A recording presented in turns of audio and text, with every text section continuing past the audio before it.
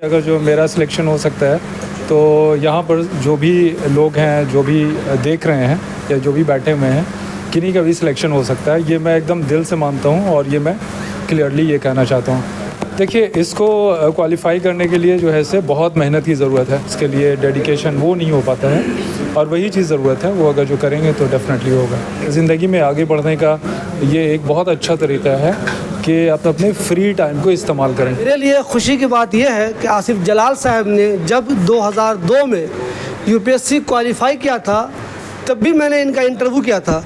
उस ज़माने में न यूट्यूब था न फेसबुक था और आज 22 साल बाद मुझे फिर खुशी हो रही है कि मैं आसिफ साहब का इंटरव्यू कर रहा हूँ।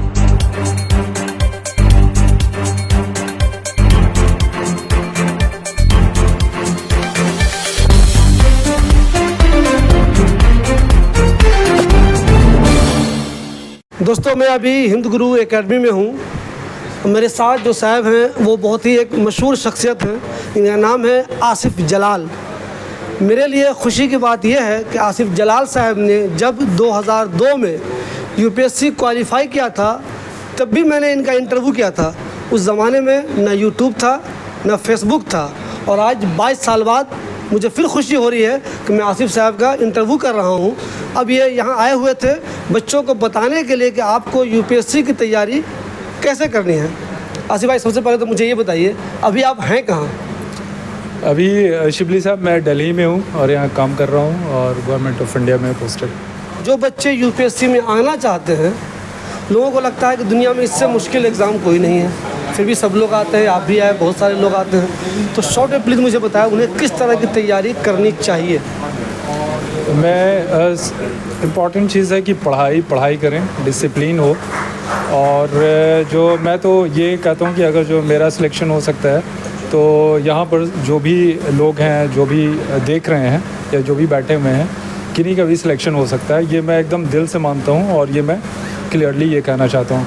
दूसरा चीज़ है कि कोई चीज़ करने के लिए जो है उसमें फिर उसको समझना होता है कि है क्या, कैसे एग्ज़ाम होता है, क्या क्वेश्चन पूछा जाता है, उसके बाद फिर उसके लिए तैयारी करनी होती है, उसके लिए मेहनत करना होता है। तो ज़्यादातर लोग वो नहीं कर पाते हैं, वो पढ़ नहीं पाते हैं, इसलिए उससे लगे नहीं रहते हैं, उसके पीछे उसमें छानबीन खोज और उसके लिए मेहनत, उसके लिए डेडिकेशन वो नहीं हो पाता है और वही चीज़ ज़रूरत है, वो अगर जो करेंगे तो डेफ़िनेटली होगा। अच्छा भाई, मुझे एक ये बताइए, आमतौर पे जो ब्यूरोक्रेसी में लोग चले जाते हैं, ऑफिसर बन जाते हैं, वो अपनी दुनिया में बहुत ज़्यादा बिजी हो जाते हैं, लेकिन मैं आपको देखता रहता हूँ, हिंदुस्तान के बड़े बड़े अखबारों में आपकी आर्टिकल भी छपती है, आप किताबें भी लिखते हैं, ये सब कैसे मैनेज कर लेते हैं?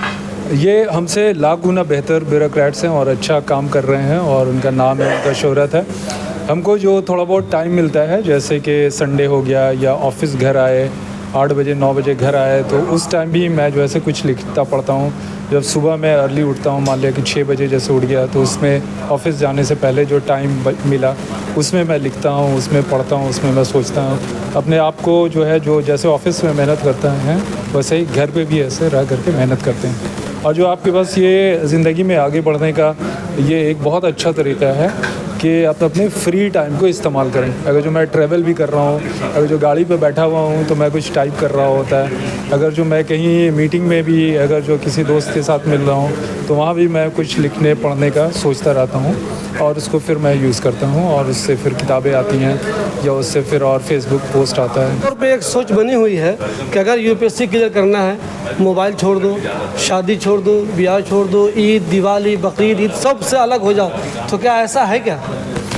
देखिए, इसको क्वालिफ़ाई करने के लिए जो है से बहुत मेहनत की ज़रूरत है, तो और बाकी चीज़ें हैं, अगर जिसमें टाइम लगाना है तो बाकी चीज़ों को कट करना होगा। जैसे शादी, डेफ़िनेटली मैं जो है से नहीं जाना चाहूँगा।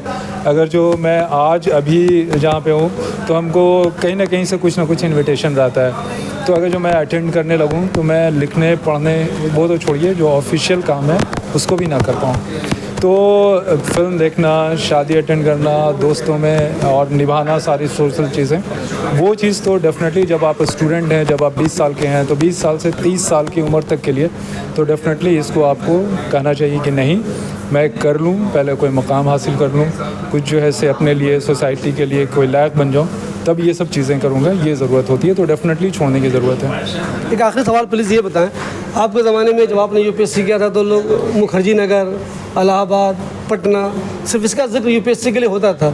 अब देखिए एक ज़माना ये आ गया है कि जामिया नगर में यूपीएससी कोचिंग नूर नवाज साहब ने शुरू की है। तो इस ताल्लुक से जो चेंज हुआ है, ट्रांसफॉर्मेशन हुआ, इसके बारे में क्या कहें?